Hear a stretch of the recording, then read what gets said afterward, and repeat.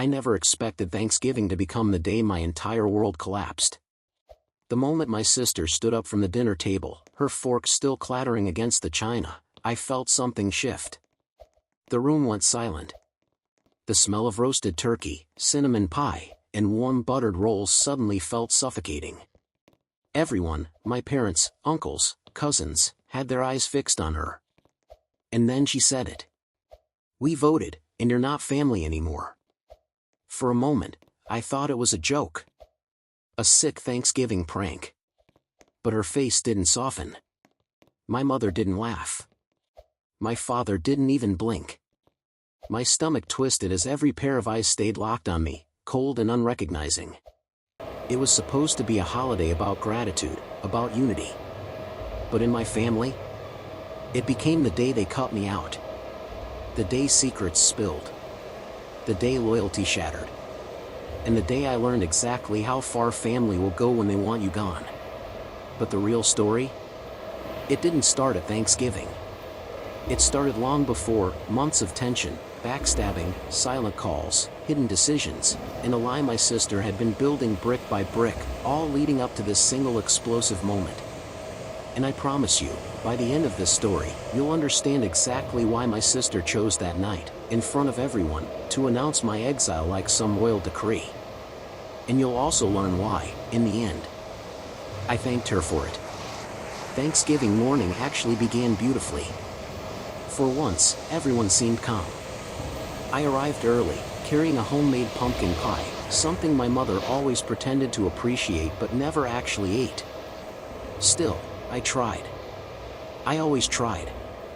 My sister, Alyssa, greeted me at the door with a stiff smile, tight, polite, and fake enough to crack.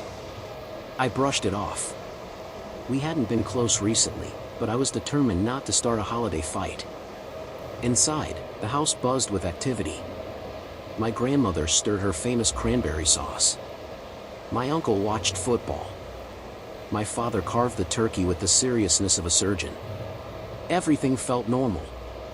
Too normal. Almost rehearsed. What I didn't know was that behind those warm smiles was a plan, one Alyssa had started weeks ago. A plan that involved whispered conversations in the family group chat I wasn't part of. Family meetings I wasn't invited to.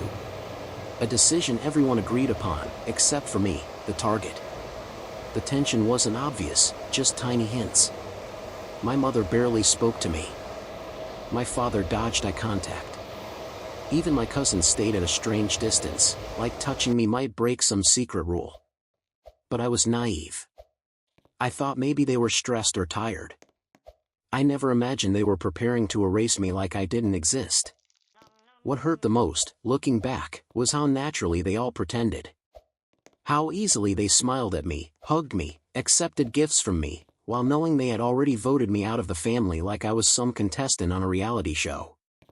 But the real question is, why? What had I done that was so unforgivable? Why would my own sister lead a family coup against me? The truth was darker than I expected. And she didn't do it alone.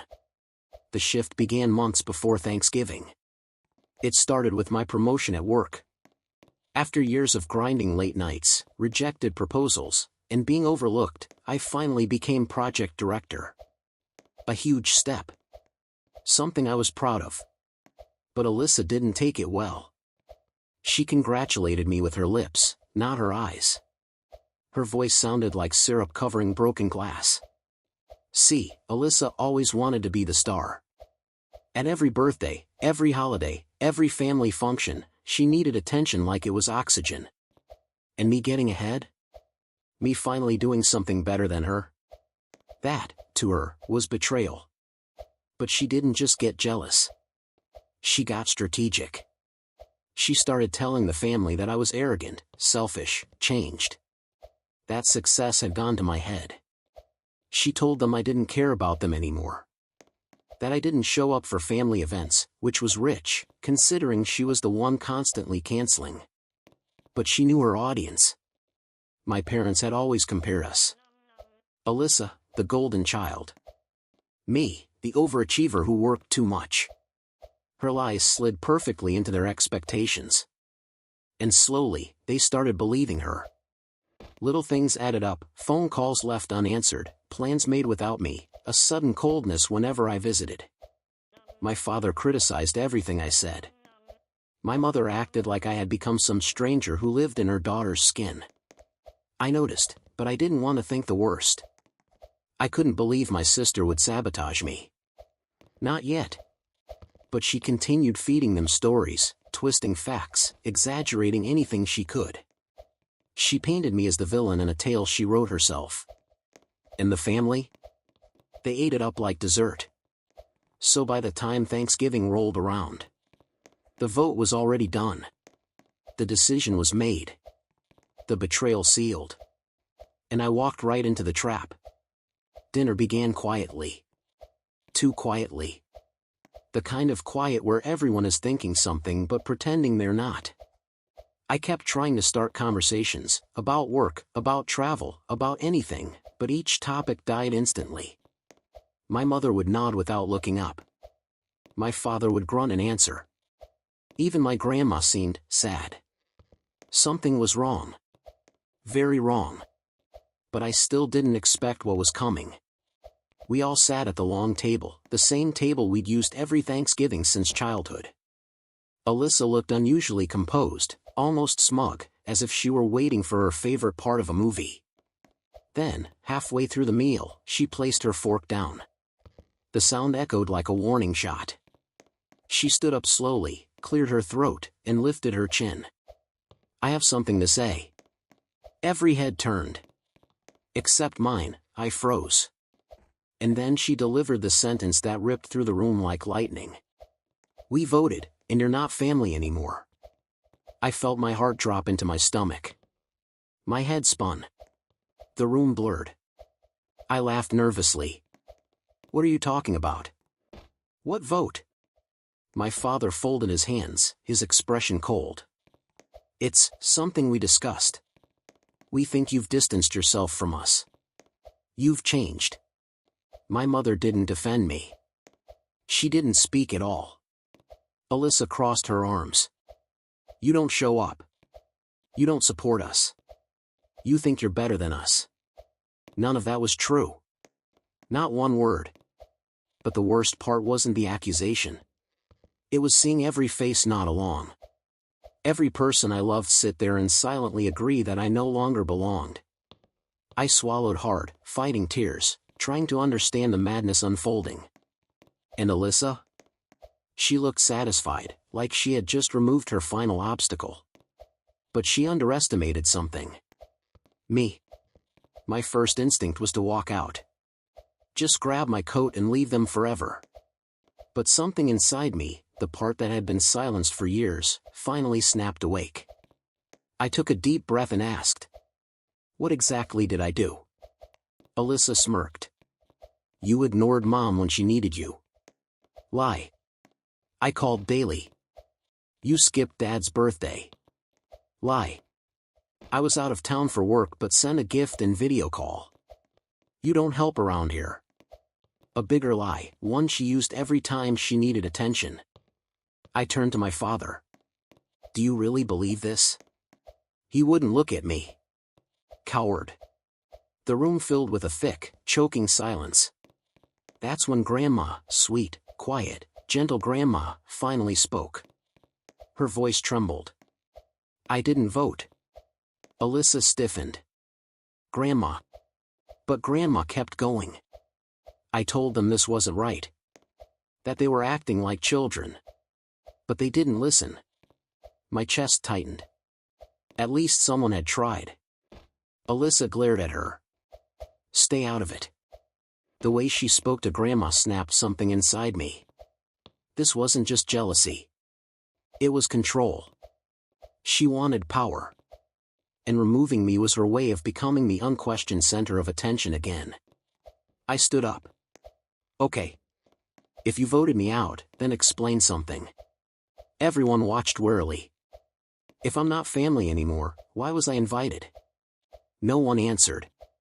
Because the real reason was simple. They wanted a show. A dramatic moment. A public humiliation orchestrated by Alyssa, starring me as the villain. I felt something inside me harden, not anger, not revenge, clarity. If this is what family means to you, I said quietly, then I'm grateful I'm not part of it. And for the first time that night, Alyssa's smile faltered. I pushed my chair back, grabbed my bag, and walked toward the door. No one stopped me. Not my mother. Not my father. Not even the cousins I used to babysit. But as I reached the hallway, someone touched my arm gently. "Grandma. Don't leave without your truth being heard," she whispered. Her eyes were full of hurt, not for herself, but for me. "Say what you need to say." I looked back at the dining room. They were all watching, waiting for me to disappear quietly. Alyssa especially. She expected to win. She expected me to crumble. But I walked back into the room. Slowly. Purposefully. I stood at the head of the table. "If you're going to erase me," I said calmly, "then you're going to hear the truth first." Alyssa rolled her eyes. "Here we go." I cut her off. "No. You've talked enough for all of us." Then I exposed everything. Not in anger. In facts. In calm, steady truth. I explained my promotion, my schedule, my calls to Mom, my attempts to stay connected. I listed every holiday I attended, every gift I sent, every message I answered. I showed receipts, screenshots, dates. My father shifted uncomfortably. My mother blinked hard. My cousins exchanged confused looks. I wasn't accusing. I wasn't yelling. I was simply proving how deeply I had cared. And how easily they had believed lies instead. Alyssa's face went pale. Her little empire of manipulation was cracking. Grandma nodded proudly. And for the first time, I saw regret flicker in someone's eyes at the table. As I finished presenting the truth, the room grew heavier, not with hostility, but with realization. The kind that stings. The kind that reveals you've been used. Alyssa tried to regain control. "She's twisting everything. You know how she is." But this time, no one jumped to support her. Even Mom looked unsure. I stared directly at my sister.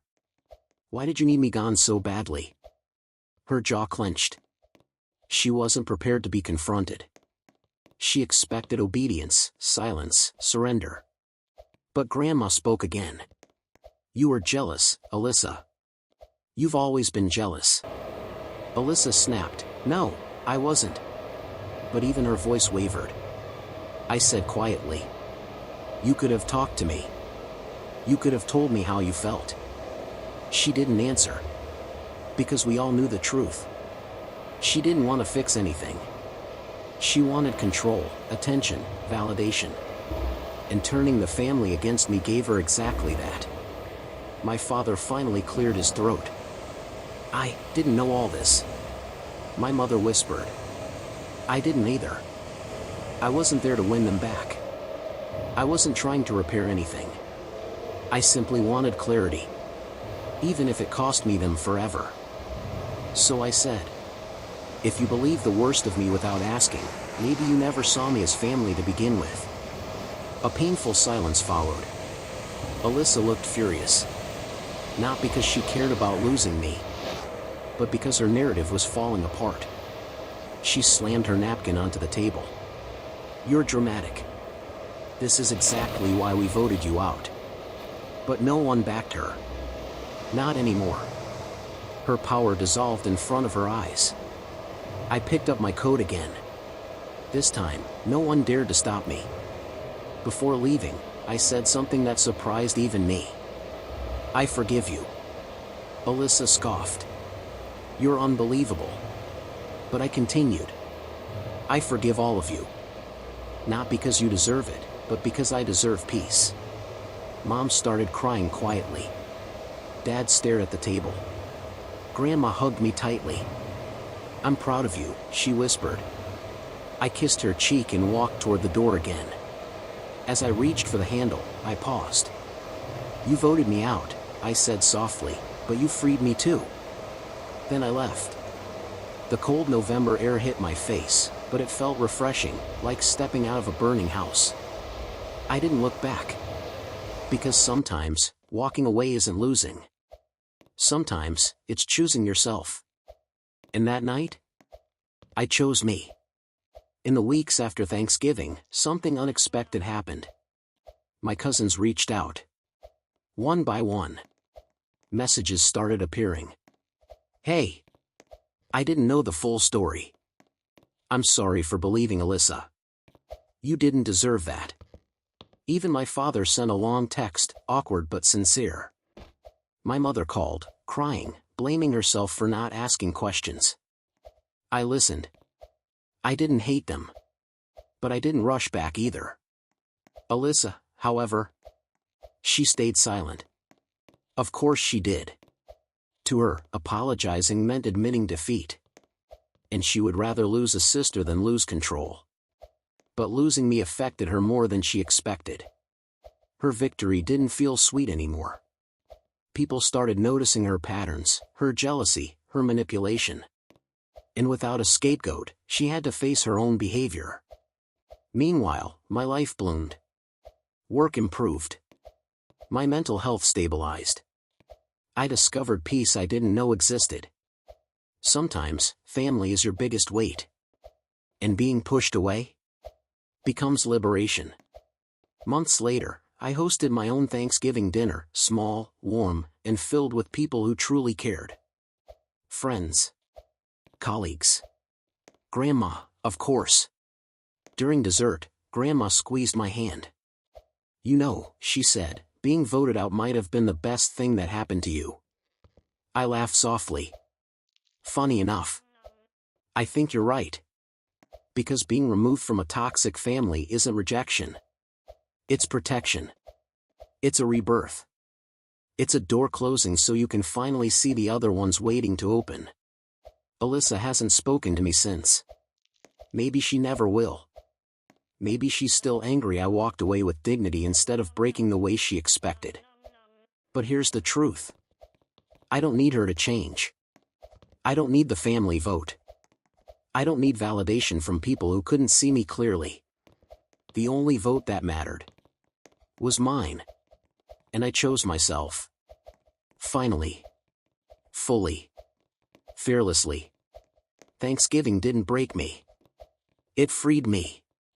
And sometimes, the moment someone tells you you're not family is the moment you finally understand what family should be.